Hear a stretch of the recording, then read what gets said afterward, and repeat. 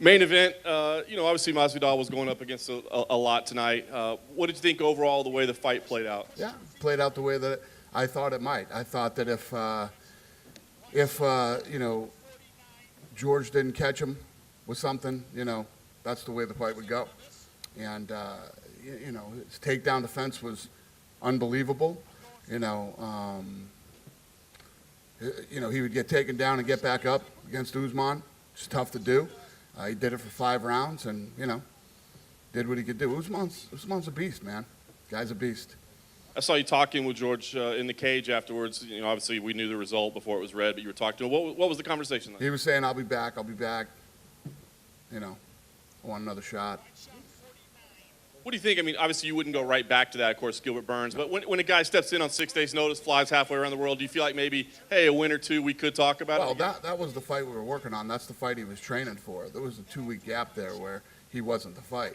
But, I heard he was bringing in high-level wrestlers to train with and everything else, and I think you saw that tonight, And as far as his shape, if he wasn't in shape, he wouldn't be able to stop those takedowns, going into 3rd, 4th, 5th round. He stopped a lot of them, and he got back up when he was down. So, he fought a good fight.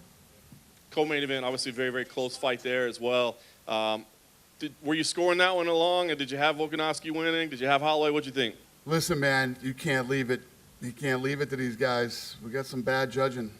And I don't know, has Max been in here yet? I'm sure he's devastated, and yeah.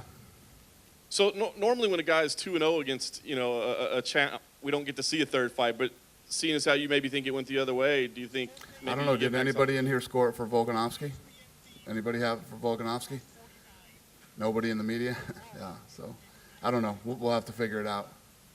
And last title fight I want to ask you about, of course, the new champion with Peter Yan.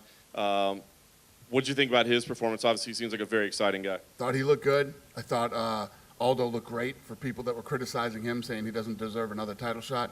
Horrible stoppage by the referee. Should have been stopped way sooner.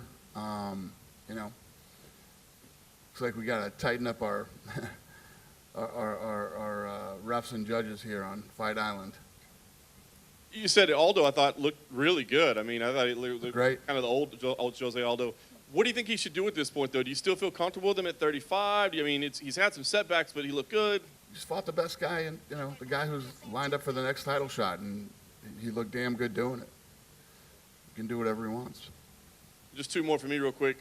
Paige Van Zant, she made it clear she wants to test free agency after this. She lost this evening. Amanda Hebus obviously looks like an up-and-coming talent. But is Paige somebody you'd be interested in talking to? She made it clear she wants to test the market. Would you like to have her back? Yeah, I think that I like Paige. It's like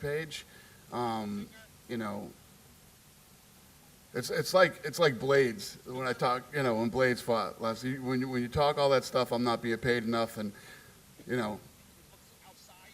fighting inconsistently. One time in the last year, injuries, and then got smoked in the first round of the fight. She should definitely test free agency.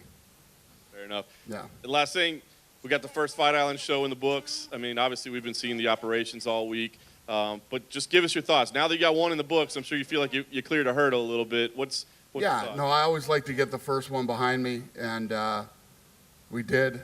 And I'm looking forward to Wednesday now, and and just knocking them down. We got. It's been great. I don't know how you guys have felt here, but this is amazing. When you think about all the places that we could possibly go, and you think about possibly go if everything was normal. But everything's not normal. So if you think of the places that we could go, there isn't much going on. And the way the service here, and from the restaurants to the hotels to everything, you literally can't do it better than this. You can't be done better than this. The Apex is great. I spent $100 million on that building, and I love it. But Fight Island's tough to beat. You know what I mean? Hi, Dana. Yeah. What do you do with Jorge now, right? Obviously, he got a bump in pay for this fight, so you can't just put him against lower-ranked guys. You're going to want to put him in bigger fights. So what do you do with him going forward? Who do you do with who? Masvidal. Masvidal? Oh, I don't know. I don't know what Masvidal wants to do. He said, I'll be back. We're talking in the octagon, so I don't know what he wants to do. give him some time, see what he wants to do next. But if he got the pay rise that he wanted, right, you're going to have to put him against bigger name guys like Nate or whatever.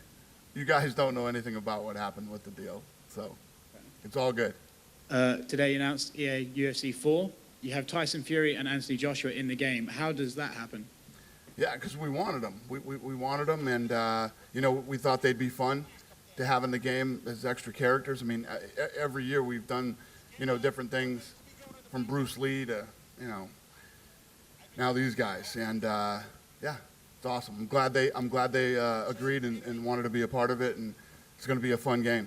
Is there a sense of irony that it took the UFC to make a Fury-Joshua fight? That's funny. Yeah. Peter Yan, he had a great win tonight. Is Aljamain Sterling the next contender for him? Who's that? Yan, Aljamain Sterling, is he the next contender? I don't know. I'm thinking about Wednesday. Yeah, fair enough. Thanks, Dana.